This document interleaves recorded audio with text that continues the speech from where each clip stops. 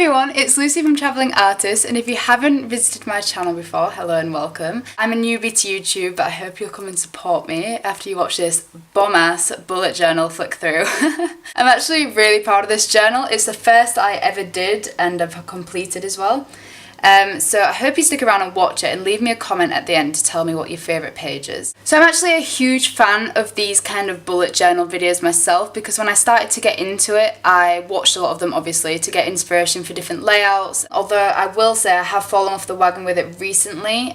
This bullet journal was from November 2016 to February 2017.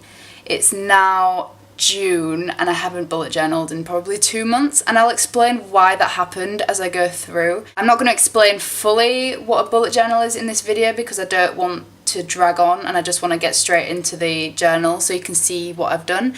So I'm going to go through to my index. If you're familiar with bullet journaling, you'll know that you can buy them pre-numbered, or if you choose a journal that's just blank pages, you go through and number each of the pages, which is what I've done here. I don't know how well you can see that. So this index acts as a contents page, which we're all familiar with when we read books and things like that. So you write down what, I guess, the theme of each page is, and then you number it accordingly. You don't have to do this. I don't find it very necessary at all. I started a new bullet journal in a Leuchtturm 1915, I think it's called, which is a proper like original bullet journal thingamajiggy, and I haven't actually used the index in there at all, so I don't think it's necessary, but you can use it if you want. And this is just how I decorated it. I used some of this tape here, washi tape I think it's called, just to hold the pages in together, and it's continued along here. So this is the key. It is very useful. This is like, you could not have a bullet journal without this, I don't think. So people use the key differently. I used it by using the squares sort of method, and I used a blank square for if I had a task to do, and I coloured it in halfway if I was midway through the task and it was in process. I did use this quite a lot actually, and then filled it in when it was complete. For task cancelled, I put a cross through it, but as I went on in my journal, I think it was better to just cross it out in a line because then it's more visual, I guess. If it's migrated, you put a little arrow, which means like you didn't manage, so say if you have a daily to-do list and you didn't manage to get it done in that day but you want to migrate it to the next day, you put a little arrow in it. And then appointments, events, notes, ideas, inspiration, quotes. I didn't really use this one that much, but I did use these. Deadline and important, I did use these as well. So I actually started my bullet journal on a Friday, mid-November. So this just shows that you can start a bullet journal any time of the year, any day, any time of day, it doesn't matter. So I started, as I said, I started in November. This is my monthly to-do list. I think it's a really good idea to separate your personal to-do list with your like work-related or study-related to-do list. So like I had all these things which obviously had a deadline, and then my personal to-do list are just things I wanted to do for myself. I think if you had it all muddled into one, you wouldn't be able to prioritise it as well, is what I'm trying to say. So anyway, on here is my daily to-do list. So Friday, Saturday, Sunday, Monday. Yeah, just all the to-do list, the usual. Okay, so here is my habit tracker that I started, which to people who don't know about bullet journaling, this might seem super crazy, organised and just unnecessary. And I do kind of agree with it. I don't really need to use a habit tracker as much. I find if I get too like obsessed with it, I tend to just not use it. So I started out, this is the first one I ever did, so I just wrote down everything.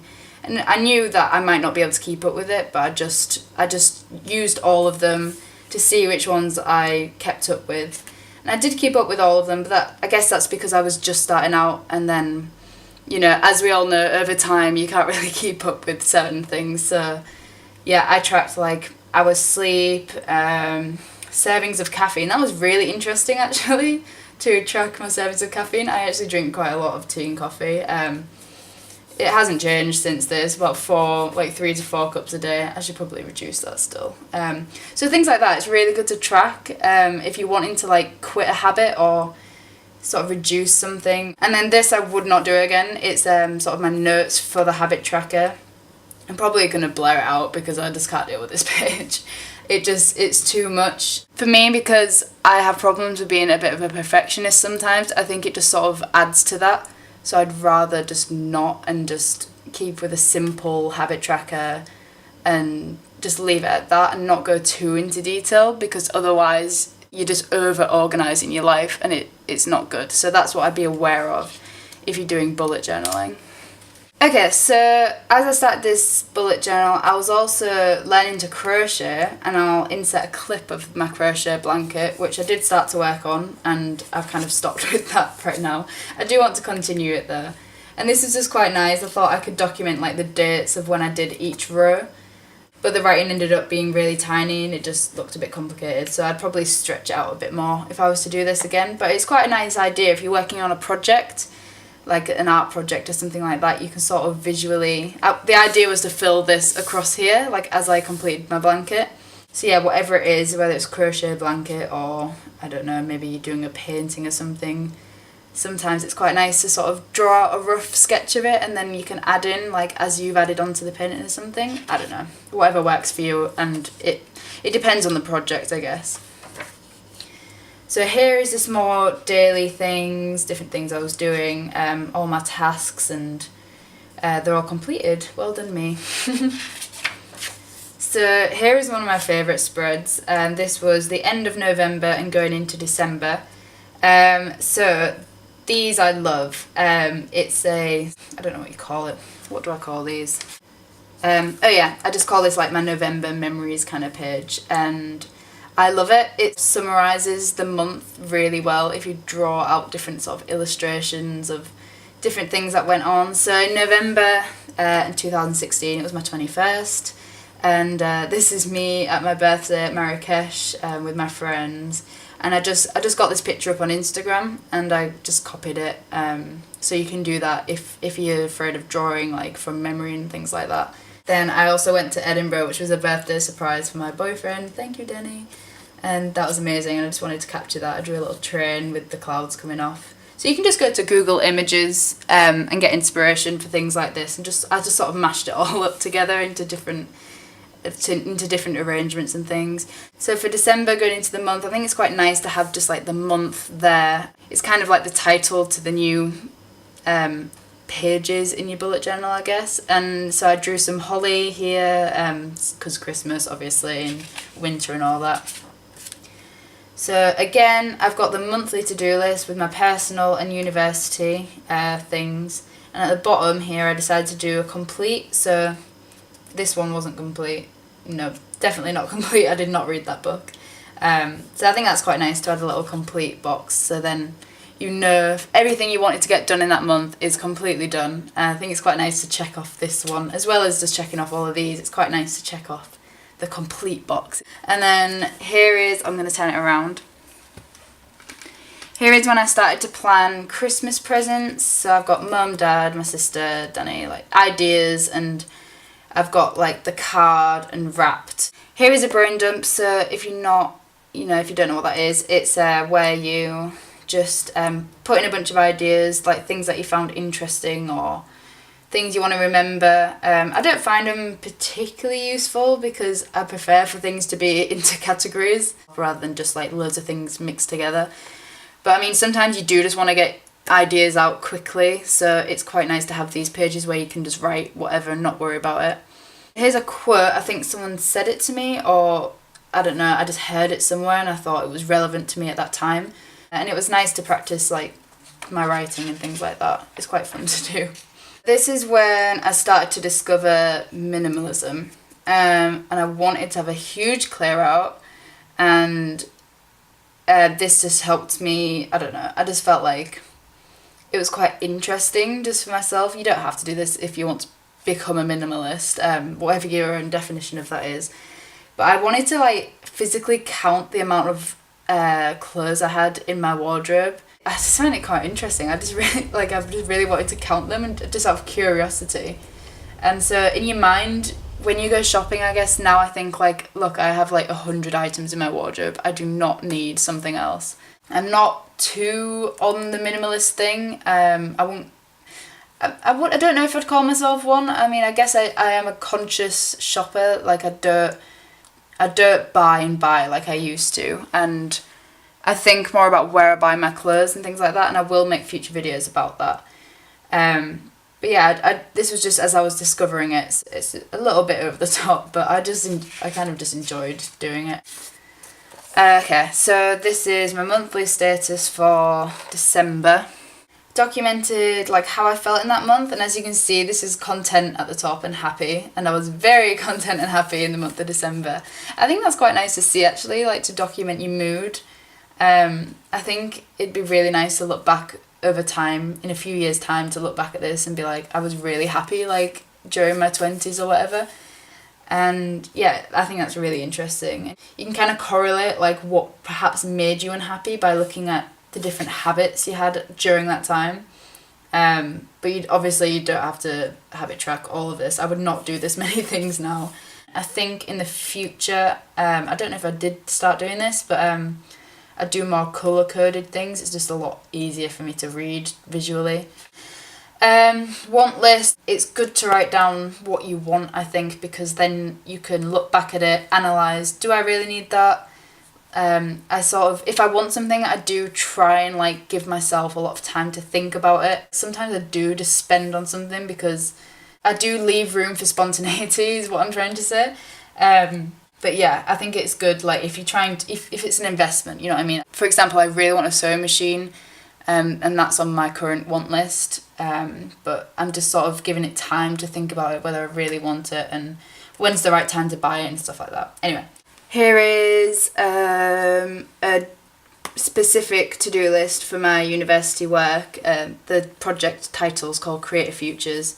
So here's all the things I needed to do for that. It was working towards a workshop I did at a school, so these are all the different things I had to do. I needed a whole page for that because it was overwhelming me at the time, so I just needed to properly focus on it and not have it separated into different daily to-do lists. So this is called Fake Christmas Desserts because my boyfriend's family does like a fake Christmas because they go away at Christmas, so we celebrate it a little bit earlier.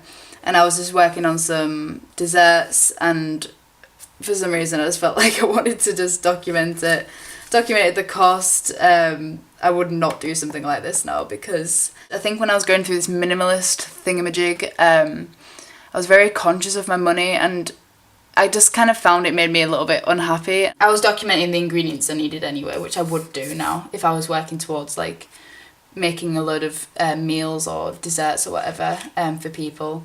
So yeah, but I would not bother like putting in receipts and things like that.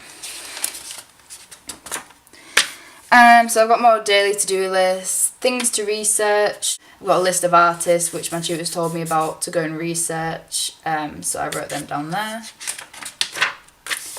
Books to read. I haven't read a lot, as you can see. I'll probably transfer these to my new bullet journal, because I would like to start reading a bit more. So as you saw, I was doing daily to-do lists, and then I moved over to doing a weekly to-do list sort of layout.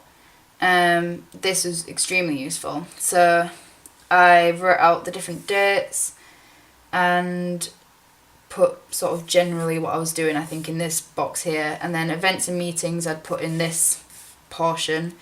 To-do list would just be for the general week. I'd just write down and then decide on each day like which one I'd tick off. Again, I've got my personal to-do list, food I wanted to buy that week, or things that I needed. And then this is extremely useful for me, and I'm going to start doing this again because sometimes I can fall back on it, is tracking my social media, so like Instagram, Facebook, Twitter, and then I can mark when I posted on what days. So if I hadn't posted on Twitter for a while, I can be like, oh shit, I need to post something today. New Year's resolutions. I completely forgot about these. This will be quite interesting to look back on. As you can see, I got 6 resolutions rather than just one. I'm not really a resolution kind of person, but I do like goals, so I guess it's nice to have a goal just in general. You can set them any time of the year. I don't really particularly believe you need to start a resolution at the start of the year, but yeah, it's really useful just to write down your goals, like a yearly goal, and then you can come back to it and see if you achieved it. I think it's a really nice feeling when you have. More daily to-do lists. Another month in December from the 19th to the 25th. Same kind of thing. Instagram, Facebook, Twitter. Got my deadlines written down. Christmas Day, 25th. Again, the same thing. I love this. I love this spread so much. So again, this is all my December memories, and yeah, a lot went on in December. I did a workshop, my first ever workshop at a school, so yeah, that was something to document, definitely. York Railway Museum, yeah, me and my boyfriend went to this Christmas party thing at a railway museum, and it was really cool. And another Christmas party with a group called Hackenhurst in Hull, and it was like a artist office party, because obviously as artists you don't get an office party, and it was kind of it was kind of just making an excuse for us to all get together and have a drink, so yeah, that was really fun. And then moving into January, I just drew all these different flowers, very pretty, just something simple really, and yeah, it's just nice to have a nice little decoration, and it works really well with this page. So for January, got the university and personal to-do list again. I've really kept with this, and I really love it. I still haven't completed this one, I need to do that. So I started to draw out calendars, a big calendar. I don't know if I need to necessarily do this because I've got a big calendar on my wall. Again, you can have too many of something. Like, I have a calendar on my phone, on my wall, and then to have one in here as well is probably a bit much. I don't necessarily need it, but then it depends how much you refer back to your bullet journal. Like, if you constantly write everything in your bullet journal, it's quite nice to have it all in one place, I guess. Ooh, this is a new spread. This is where I got a bit more artsy with things, because as with bullet journaling, it's so good to start out simple. As you can see, when I started, I just started with the dailies, like writing out the day and then writing the to-do list, and that's as simple. And I'll probably go back to something simple like that, because like I said, you can overcomplicate things. And then, where's my weekly? So that was the first weekly spread I did, and then it's now moved on to this. So I got my to-do list in this nice little circle here. Habit tracker, which is dramatically reduced, as it's so much more easier to track it in a smaller quantity, and I just sort of reduced it down to what was important to me at that time. Got my social media tracker, the usual. So here is like that separate page I had to do with my university work. Like I said, this is another one just like that, and it just had all my university to-do list things separated into my studio work and the Create Futures project that I was telling you about. Sometimes if you're working on a project, it's nice just to dedicate a page to it. Here is a page I started to do called Easy Lunch and Snack Recipes, which is quite useful actually, to do a page full of simple recipes so you can just refer back to it. That's what's brilliant about this bullet journal, like you can just mix things up wherever necessary. Like, if you have an idea, just write it down and go with it. And I quite like these little illustrations that I did with it. I'm a visual person, so it's good to see something visual. Again, another weekly spread. I got my Doc Martens on this day. I think I just wanted to put that in there because I want to be that person who's like, I've had my Doc Martens for like 10 years and I can prove it. So yeah, it's quite nice to put little like memories, I guess, from each day. I think that's quite a nice idea, rather than just doing it all for 1 month, because sometimes you can just forget the little things. Continuing on. Okay, here we're getting a bit fancy. I was doing a cleaning hamper for Danny, my boyfriend, when he moved into his house, and I wrote down, I've invested in some Castile soap, that Dr. Bronner's Castile soap, and I'll insert a clip of that. And you can use this Dr. Bronner's Castile soap to make different cleaning products, and I'll do a separate video about it for the ones that actually worked. And I just sort of went on the website and wrote down the different recipes, I don't know what you call them, for making these different cleaning products, because I thought it'd be good to refer back to this if I wanted to remake them. I don't know, I just got really into it, obviously. I was also looking at how to make like beauty products and like skin products, hair products, things like that, which apparently you could use this Dr. Bronner stuff for. But I'm going to tell you now that like a lot of these did not work. I do use it now for a body wash, but I don't use it in my hair. I don't understand. It obviously does not work as a shampoo, so I don't see why they put it on the bottle. So I've done a lot of trial and errors on things like this. I'll do a future video and stuff like that. This is the next page, right? Yeah, documentaries to watch. I've still got quite a few of these to go. Yeah, this is just me getting a bit artsy and creative. It's literally just me like drawing the hamper that I made for Danny. I think I was just like in a drawing mood, so I just wrote down like what I did in it. Yeah, pretty pretty sad. So again, getting a bit artsy with things. I wrote down all the recipes for handmade products and things like that, like mascara and gel eyeliner. I haven't tried the deodorant yet. Hair rinse completely works. You know, using apple cider vinegar on your hair. That's like, honestly, it's one of them things that you think that is just ridiculous, but it is amazing. It makes your hair so smooth. So makeup, hair care, and then I've got skincare, and yeah, this goes on to 2 pages actually, and a lot of the skincare stuff does work. I still want to try and make my own perfume. That's something that seems so easy to do. It's just like pure alcohol and essential oils, and that's it. I don't see why people need to spend £60 on like smelly water. It's ridiculous. Here is just a bunch of colour samples I stuck in my book for the living room. I just thought it looked quite nice. Another weekly spread, nothing new to comment on. So here is my January memories. Again, I love this spread. So, as I have mentioned in another video, our city of Hull has won the City of Culture Award for this year, 2017. And there's, as you can see, there's so much that went on in the first month. It all went off like with a bang. I think that was the name of like the marketing for the start of the year. There was a light show, and so I've sort of drawn this. An exhibition that went on that I was a part of, and it says rejected on it because yes, it was all rejected artwork from a gallery that didn't open exhibition. But we we still wanted to display our work, so we put it in another gallery, which is really brilliant, so then no one felt left out. Yeah, this was Evening of Animal Magic, which was by an artist called Anna Bean. She sort of did an installation in a local venue called Fruit in Hull, and that was just a crazy night. I loved it. There was this music, there was people dressed up like kind of circus like, and it was very, you know, people walking around with different funny outfits on and stuff like that. It was brilliant. Went to a friends quiz and we did so well, like we nearly won. There was probably about 30 teams there, and at one point I think we were 4th or something. So yeah, it just shows how much of a friends nerd like me and my friends are. I just love this. I need to start doing this again. I'm really sad actually that I haven't continued doing this for like the months in 2017. So I'd love to at the end like maybe scanned them or cut them out or something and displayed them somewhere. I think I'm going to end it here because otherwise this video is just going to go on and on and on.